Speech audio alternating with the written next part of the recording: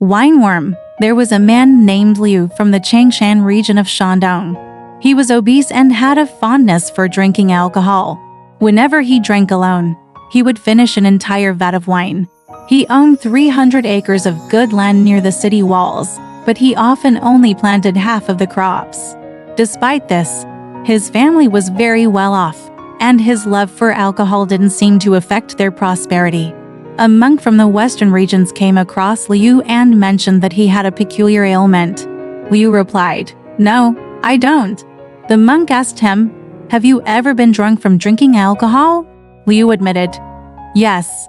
The monk said, "This is caused by the wineworm in your stomach." Liu was greatly surprised and asked for his help. The monk agreed, saying it was quite simple. Liu asked, "What medicine do I need?" The monk replied that no medicine was necessary. He instructed Liu to lie face down under the sun, bound by his hands and feet. A pot of good wine was to be placed about half a foot away from his head. After a while, Liu started feeling hot and thirsty, with an intense desire for wine.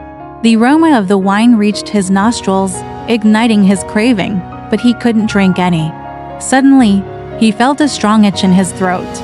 With a sudden cough, he spat something out, which fell right into the wine pot. Upon untying his hands and feet, he examined it. It was a reddish piece of flesh, over 3 inches long, wriggling like a fish, complete with a mouth and eyes. Liu was both astonished and horrified, and he expressed his gratitude to the monk. He offered the monk silver as a reward, but the monk declined and only requested the wine worm. Liu asked, "What will you do with it?" The monk replied, "It's the essence of wine. If you put the worm into a vat of water and mix it, you'll get excellent wine." Liu had the monk try it, and indeed, it worked as he described.